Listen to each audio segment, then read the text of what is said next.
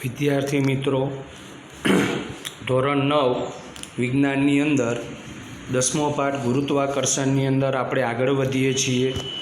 અત્યાર સુધી પ્રથમ વિડીયો તમે જે જોયો તે પ્રથમ વિડીયોની અંદર ગુરુત્વાકર્ષણ અને સાર્વત્રિક ગુરુત્વાકર્ષણના નિયમ વિશે અભ્યાસ કર્યો. આજે આપણે જે પોઈન્ટ ભણવાનો છે તે 10.2 ભણવાનો છે. જે પોઈન્ટ આવે છે મુક્ત પતન. મુક્ત એટલે કે જેની ઉપર બાહ્ય બળ લગાવ્યા વગર બરાબર પતન કરવું એટલે કે નીચે મૂકી દેવામાં આવે તો તેને શું કહેવાય છે? મુક્ત પતન તરીકે લઈ શકાય છે. તો મુક્ત પતન વિશે એક પ્રવૃત્તિ જોઈએ. સૌપ્રથમ તો એક પથ્થર લો, તેને ઉપર તરફ ફેંકો. તે એક નિશ્ચિત ઊંચાઈ સુધી પહોંચે છે, પછી તે નીચે પડવા લાગે છે. વિચાર કરો. ચર્ચા વિચારણા. જ્યારે પથ્થરને જમીન પરથી શિરોલંબ ઉધ્વ દિશા એટલે કે નીચેથી ઉપરની દિશામાં ફેંકવાની પ્રક્રિયાને શું કહેવાશે? ઉધ્વ દિશામાં ફેંકવામાં આવે છે. ત્યારે તેના પર સતત પૃથ્વીનું અચળ ગુરુત્વાકર્ષણ બળ અધો દિશામાં લાગે છે. અધો દિશામાં એટલે કે ઉપરથી નીચેની તરફ લાગે છે. તો જ્યારે આપણે પથ્થરને નીચેથી ઉપરની તરફ ફેંકીએ છીએ ત્યારે તેની અંદર આપણા વડે જેટલું પણ બળ તેને આપવામાં આવેલું છે તેટલા બળનો તે ઉપયોગ કરીને ઉપર જશે. પરંતુ તે બળ જ્યારે શૂન્ય થઈ જાય ત્યારે ક્ષણભર માટે તે સ્થિર થઈ જાય છે. સ્થિર થઈને તે નીચેની તરફ આવે છે. તો નીચેની તરફ આવવાનું કારણ શું? કારણ કે પૃથ્વીનું તેને શું લાગે છે? ગુરુત્વાકર્ષણ બળ લાગતું હોય છે. તેને કારણે તે અધો દિશામાં શું આવશે? નીચેની તરફ આવે છે. કારણ કે F બરાબર mg એટલે કે પૃથ્વીનું ગુરુત્વાકર્ષણ બળ વધી જવાને કારણે, જેને કારણે પદાર્થની ઉધ્વ ગતિ નિયમિત પ્રતિપ્રવેગી બને છે. ઉધ્વ ગતિ કેવી બને છે? ઉધ્વ ગતિ એટલે કે નીચેથી ઉપરની તરફ જે ગતિ કરી તે પ્રતિપ્રવેગી ગતિ બને છે. એટલે કે શરૂઆતમાં બળ વધારે હોય અને ઉપર જતાં તે બળમાં શું થાય છે?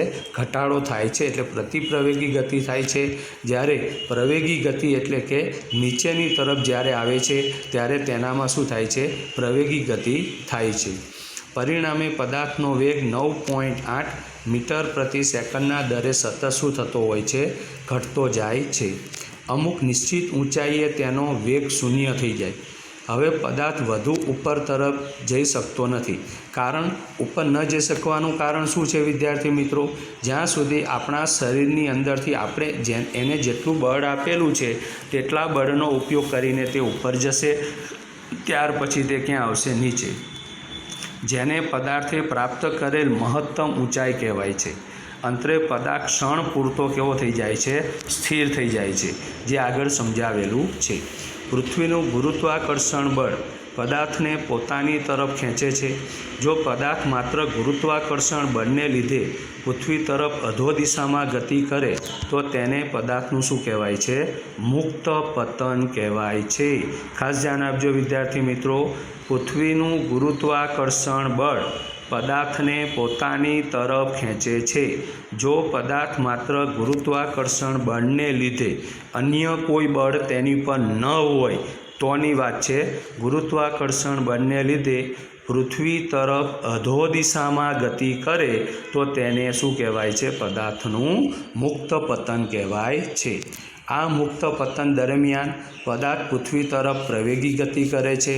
આ પ્રવેગી ગતિ પદાર્થ ઉપર લાગતા ગુરુત્વાકર્ષણ બળને લીધે છે. તેથી આ પ્રવેગને ગુરુત્વાકર્ષણને કારણે ઉદ્ભવતો પ્રવેગ કહેવાય છે. તેને સ્મોલ g વડે દર્શાવાય છે.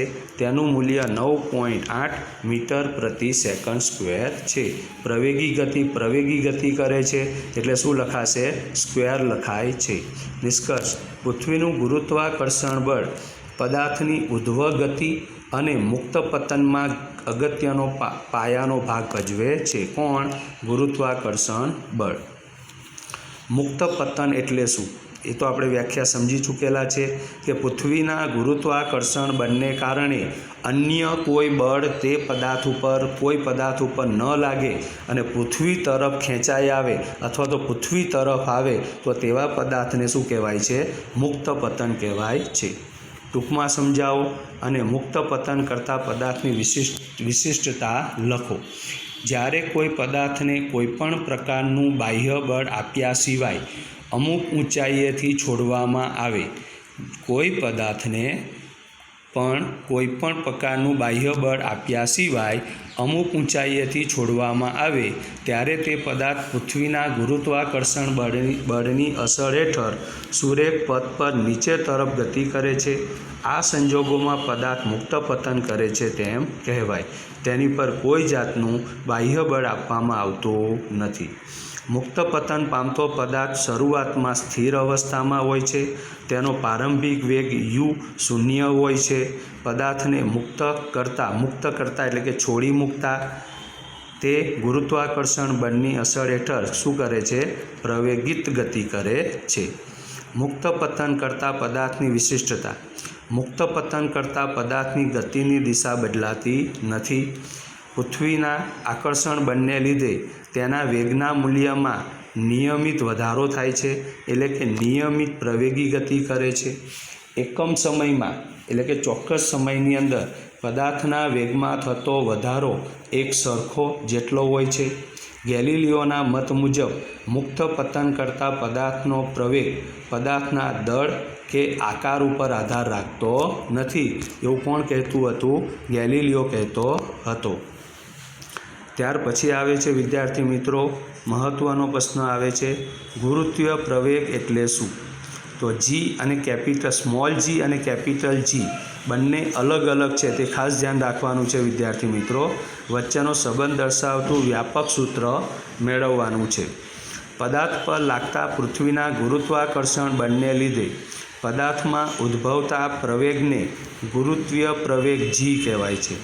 પદાર્થ પર લાગતા પૃથ્વીના ગુરુત્વાકર્ષણ બળને લીધે પદાર્થમાં ઉદ્ભવતા પ્રવેગને ગુરુત્વીય પ્રવેગ સ્મોલ જી કહેવાય છે. જો પૃથ્વીનું દળ me હોય, me એટલે કે અર્થ હોય અને પૃથ્વીની ત્રિજ્યા re હોય, એટલે કે પૃથ્વી અર્થ, એટલે આ કેપિટલ આર એટલા માટે લીધેલો છે કારણ કે પૃથ્વી કેવી છે? મોટી છે, એટલે કેપિટલ આર લીધેલો છે. તો પૃથ્વીના કેન્દ્રથી જેટલા અંતરે રહેલા m દળના પદાર્થ ઉપર લાગતું ગુરુત્વાકર્ષણ બળ, જે આગળ આપણે સૂત્ર જોઈ ચૂકેલા છે પ્રથમ વિડીયોની અંદર, તે પ્રમાણે F બરાબર g me અને m છેદમાં dનો વર્ગ. ન્યૂટનની ગતિના બીજા નિયમ મુજબ પદાર્થ પર લાગતું બળ એ પદાર્થના દળ અને પ્રવેગના ગુણનફળ જેટલું હોય છે, એટલે કે F બરાબર ma. હવે ગુરુત્વીય પ્રવેગની વ્યાખ્યા પરથી a બરાબર શું લખાય? g. તો શું લખાશે? F બરાબર mg. જે g આપણને ક્યાંથી મળેલો છે? આગળના સમીકરણની અંદરથી મળેલું છે. સમીકરણ 10.6 અને 10.8 પરથી mg બરાબર g me કેપિટલ MEM છેદમાં dનો વર્ગ માટે g બરાબર g કેપિટલ G m અને dનો વર્ગ. તો d એ ગ્રેટર ધેન RE છે, એટલે કે ત્રિજ્યા કેવી છે? વધારે. વ્યાસ આપેલો છે એટલે વ્યાસનું મૂલ્ય કેવું થવાનું છે? વધવાનું છે. પ્રશ્ન નંબર 13, g બરાબર કેપિટલ G કેપિટલ ME છેદમાં d². સૂત્ર પરથી પૃથ્વીની સપાટી પર ગુરુત્વીય પ્રવેગ શોધવાનું સૂત્ર જણાવો. પૃથ્વીના કેન્દ્રથી જેટલા અંતરે ગુરુત્વીય પ્રવેગ g બરાબર કેપિટલ G કેપિટલ ME છેદમાં d², જ્યાં d ગ્રેટર ધેન પૃથ્વીની ત્રિજ્યા RE. પૃથ્વીની ત્રિજ્યા કરતાં તેનું મૂલ્ય અંતર કેવું છે? વધારે છે, વર્ગ છે એટલા માટે. તો પૃથ્વીની સપાટી પર તેની નજીક રહેલા પદાર્થ માટે d બરાબર RE લખતા તો g બરાબર શું લખાય છે? કેપિટલ G ME છેદમાં RE². તો સમીકરણ 10.10માં capital G capital ME capital RE ના મૂલ્યો મૂકવામાં આવે તો g બરાબર કેટલું મૂલ્ય મળે છે આપણને? 9.8 મીટર પ્રતિ સેકન્ડ સ્ક્વેર મળે છે, જે આગળ આપણે સીધું લેતા હતા. જે કેવી રીતે પ્રાપ્ત થાય છે તેની ગણતરી વિદ્યાર્થી મિત્રો તમારે અત્યારે નથી આવવાની, પરંતુ મોટા ધોરણમાં જ્યારે તમે જશો ત્યારે તેની સંપૂર્ણ ગણતરી સાથે તમારે મેળવવાનું આવશે કે gનું મૂલ્ય 9.8 કેવી રીતે પ્રાપ્ત થાય છે તે. તો સમીકરણ 10.10 દર્શાવે છે કે પૃથ્વીની સપાટી પર કે તેની નજીક જીનું મૂલ્ય પૃથ્વીના દળ અને તેની ત્રિજ્યા પર આધાર રાખે છે, પરંતુ તે પદાર્થના દળ ઉપર આધાર રાખતો નથી. ગુરુત્વીય પ્રવેગ જીના મૂલ્યમાં થતા ફેરફાર કઈ કઈ બાબતો પર આધાર રાખે છે? તો ગુરુત્વીય પ્રવેગ જીનું મૂલ્ય નીચેની બાબતો પર આધાર રાખે છે. પૃથ્વી સંપૂર્ણ ગોળાકાર નથી. પૃથ્વી વિષુવવૃત્તીય વૃત્ત પાસે સહેજ ઉપસેલી અને ધ્રુવ પ્રદેશ પાસે સહેજ કેવી છે? દબાયેલી છે. એટલા માટે જ આપણે પૃથ્વીને શું કહીએ છીએ? લંબ ગોળાકાર એટલે કે ચપટી પૃથ્વી કહીએ છીએ. પૃથ્વીની ધ્રુવીય ત્રિજ્યા કરતાં વિષુવવૃત્તીય ત્રિજ્યા આશરે 21 કિલોમીટર જેટલી શું છે? વધારે છે. કારણ કે વિષુવવૃત્તીય ત્રિજ્યા બાબત વિષુવવૃત્ત પાસે પૃથ્વી ફૂલેલી છે અને ધ્રુવ પ્રદેશ પાસે પૃથ્વી કેવી છે? દબાયેલી છે. એટલા માટે એટલે કે RE વિષુવવૃત્તીય ગ્રેટર ધેન RE ધ્રુવ પ્રદેશ. બંને ત્રિજ્યા કોની છે? પૃથ્વીની જ છે, પરંતુ RE એટલે વિષુવવૃત્ત મોટી છે અને ધ્રુવ પ્રદેશ પાસે તેની ત્રિજ્યા કેવી છે? ઓછી છે, એવું બતાવે છે. આથી વિષુવવૃત્ત પરનું જીનું મૂલ્ય ધ્રુવ પ્રદેશ પરના જીના મૂલ્ય કરતાં સહેજ કેવું છે? ઓછું હોય છે. પૃથ્વીના પરિભ્રમણના કારણે પણ પૃથ્વીની સપાટી પર જીનું મૂલ્ય વિષુવવૃત્ત પર સૌથી ઓછું અને ધ્રુવ પ્રદેશ પર જીનું મૂલ્ય સૌથી વધુ હોય છે. ગુરુત્વ પ્રવેગ જીનું મૂલ્ય પૃથ્વીની સપાટી પર મહત્તમ હોય છે. તો G બરાબર GmE/d² પરથી સ્પષ્ટ છે કે પૃથ્વીની સપાટીથી જેમ જેમ ઊંચે જઈએ તેમ તેમ જીના મૂલ્યમાં શું થાય છે? ઘટાડો થાય છે. પૃથ્વીની સપાટી પર ક્યાંક જમીન છે તો ક્યાંક પાણી. જમીન પ્રદેશમાં મેદાનો, પર્વતો અને ઊંડી ખીણોનો સમાવેશ થાય છે. વળી જમીન પરના ખડકોમાં પણ ભિન્નતાઓ જોવા મળે છે. જળ વિસ્તારોમાં નદી, તળાવ, સાગર, મહાસાગરનો સમાવેશ થાય છે અને પ્રત્યેક ઊંડાઈમાં ભિન્નતા જોવા મળે છે. તો આપણે જાણીએ છીએ તે પ્રમાણે સમુદ્રની અંદર ખૂબ જ ઊંડે સુધી ઊંડાઈ આવેલી છે, જ્યારે તે સમુદ્રની ઊંડાઈ કરતાં તળાવ અને નદીઓની ઊંડાઈ કેવી છે? ખૂબ જ ઓછી હોય છે. વળી પાણીની ઘનતામાં પણ સૂક્ષ્મ તફાવત જોવા મળે છે. પૃથ્વીના પોપડામાં જુદા જુદા સ્થળે અને ઊંડાઈએ રહેલા ખડકો, ખનિજોમાં પણ ભિન્નતાઓ રહેલી છે. આમ પૃથ્વીનો ગોળો પ્રત્યેક સ્થળે સરખી ઘનતા ધરાવતો ન હોવાથી પૃથ્વીની સપાટી પર પણ જે તે સ્થળે જીના મૂલ્યમાં સૂક્ષ્મ તફાવતો જોવા મળે છે. પૃથ્વી પરના જુદા જુદા સ્થળોએ જીના મૂલ્યો વચ્ચેનો તફાવત બહુ જ ઓછો હોવાથી દરેક સ્થળે જીનું મૂલ્ય 9.8 મીટર પ્રતિ સેકન્ડ સ્ક્વેર લેવામાં આવે છે. એટલે કે જો દરેક જગ્યાએ આપણે માપવા બેસીએ તો તે આપણને શું પડે છે? તકલીફ અનુભવતું હોય છે.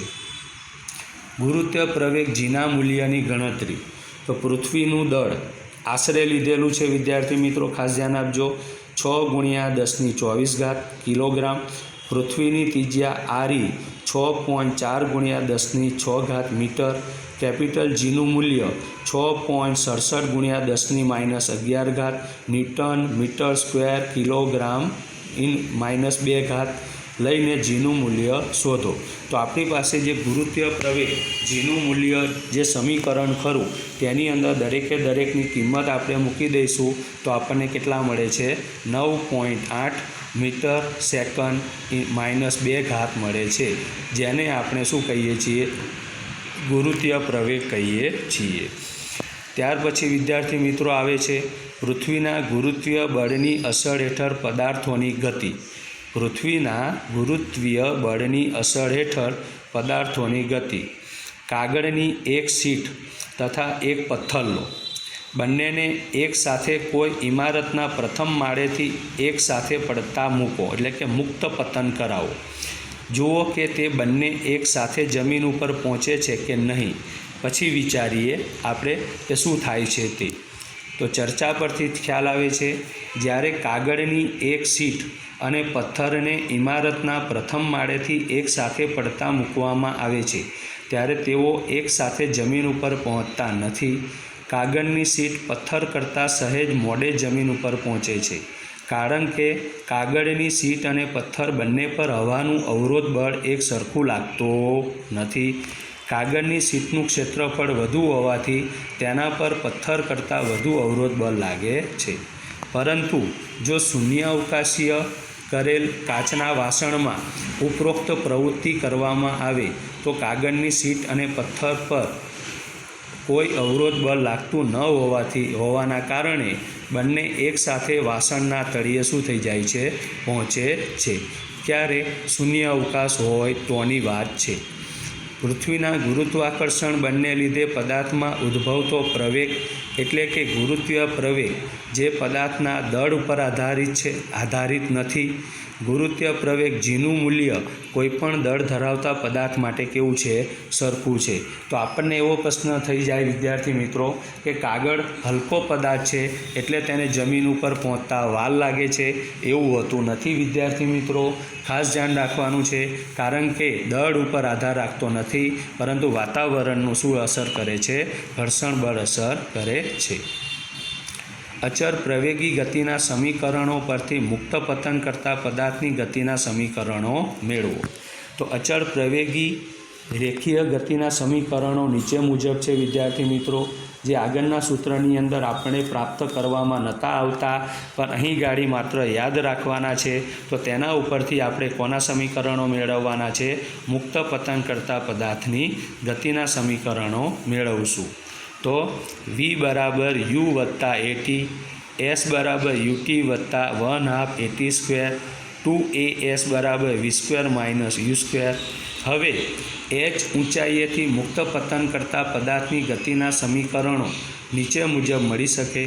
મુક્ત પતન કરતા પદાર્થ પ્રારંભમાં સ્થિર હોય છે એટલે u કેવો લેવાનો? 0. અને પૃથ્વીના ગુરુત્વાકર્ષણ બળ હેઠળ અચળ પ્રવેગી ગતિ કરતો હોય છે તો એ બરાબર શું લઈશું? g લઈશું.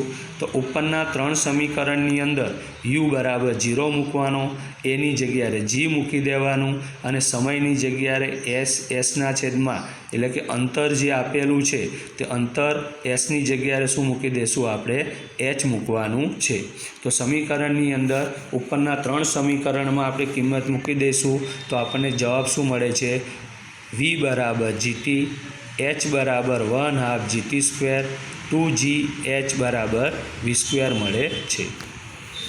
અચળ પ્રવેગી ગતિના સમીકરણો પરથી ઉધ્વ દિશામાં ગતિ કરતા પદાર્થની ગતિના સમીકરણો મેળવવાના, જે આપણે પ્રવેગવાળા ચેપ્ટરની અંદર પહેલું, બીજું અને ત્રીજા સમીકરણો જે અભ્યાસ કરેલો છે તે સમીકરણની અંદર સૌપ્રથમ આપણે કોને માટે મેળવવા?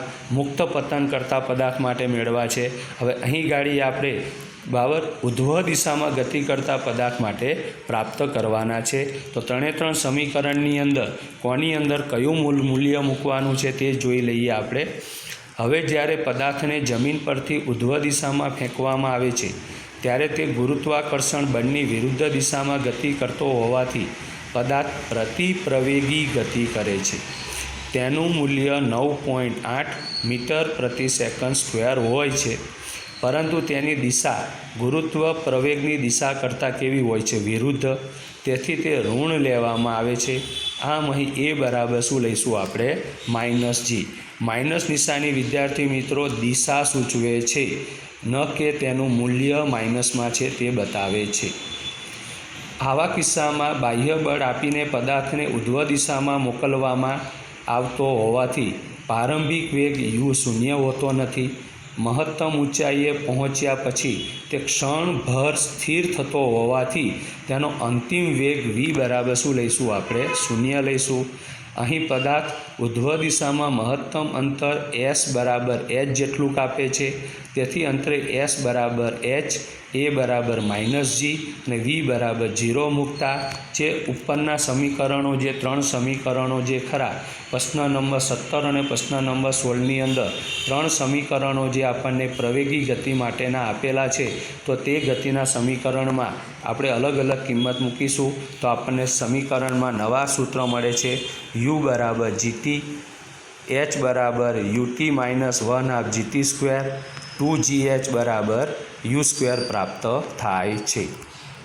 તો આ જ રીતે વિદ્યાર્થી મિત્રો આપણને ઇન્ડેક્સના પ્રશ્નો મળે છે. મુક્ત પતનનું તમે શું અર્થઘટન કરશો? જ્યારે કોઈ પદાર્થને કોઈપણ પ્રકારનું બાહ્ય બળ આપ્યા સિવાય અમુક ઊંચાઈએથી મુક્ત કરવામાં આવે ત્યારે તે પદાર્થ માત્ર પૃથ્વીના ગુરુત્વાકર્ષણ બળની અસર હેઠળ સુરેખ પથ પર નીચે તરફ શું કરે છે? ગતિ કરે. સુરેખ પથ એટલે કે ઉપરથી નીચેની તરફ આવે છે તો ત્યાં ગાડી રસ્તામાં કોઈ માર્ગમાં તે ઊભો રહેતો નથી, પરંતુ તે કેવી ગતિએ કરે છે? સુરેખ પથ ઉપર ગતિ કરે છે. આ સંજોગોમાં પદાર્થ મુક્ત પતન કરે છે તેમ કહેવાય. ગુરુત્વીય પ્રવેગનું તમે શું અર્થઘટન કરશો? પદાર્થ પર લાગતા પૃથ્વીના ગુરુત્વાકર્ષણ બળને લીધે તેમાં ઉદ્ભવતા પ્રવેગને શું કહેવાય છે? ગુરુત્વીય પ્રવેગ કહેવાય છે. ફરીથી જુઓ વિદ્યાર્થી મિત્રો, પદાર્થ પર લાગતા પૃથ્વીના ગુરુત્વાકર્ષણ બળને લીધે તેમાં ઉદ્ભવતા પ્રવેગને શું કહેવાય છે? ગુરુત્વીય પ્રવેગ કહેવાય છે. તેની ખાસ ધ્યાન રાખવાનું છે. ત્યાર પછી 10.3 પ્રશ્ન જોઈએ આપણે. દ્રવ્યમાન એટલે શું? દ્રવ્યમાન વિશે ટૂંકમાં અંદર માહિતી મેળવીએ વિદ્યાર્થી મિત્રો. ટૂંકનો લખો દળ. પદાર્થમાં રહેલા દ્રવ્યના જથ્થાને પદાર્થનું શું કહેવાય છે? દળ. પદાર્થમાં રહેલા દ્રવ્યના જથ્થાને પદાર્થનું શું કહેવાય છે? દળ. તેને m વડે દર્શાવાય છે. દળનો SI એકમ શું છે વિદ્યાર્થી મિત્રો? કિલોગ્રામ છે. તેનું માપન સાદી તુલા વડે કરવામાં આવે છે. સાદી તુલા એટલે કે સાદા ત્રાજવા વડે. પદાર્થનું દળ તેના જડત્વનું માપ છે, જે આપણે જડત્વના વ્યાખ્યાની અંદર અભ્યાસ કરી ચૂકેલા છીએ. પદાર્થનું દળ જેટલું વધારે તેટલું તેનું જડત્વ પણ કેવું હોય છે? વધારે હોય છે. જે આપણે ભરેલો ટ્રક અને ખાલી ટ્રક વિશેનો અભ્યાસ કરી ચૂકેલા છીએ. પદાર્થનું દળ હંમેશા કેવું હોય છે? અચળ રહે. દળ કોઈ દિવસ બદલાતું નથી.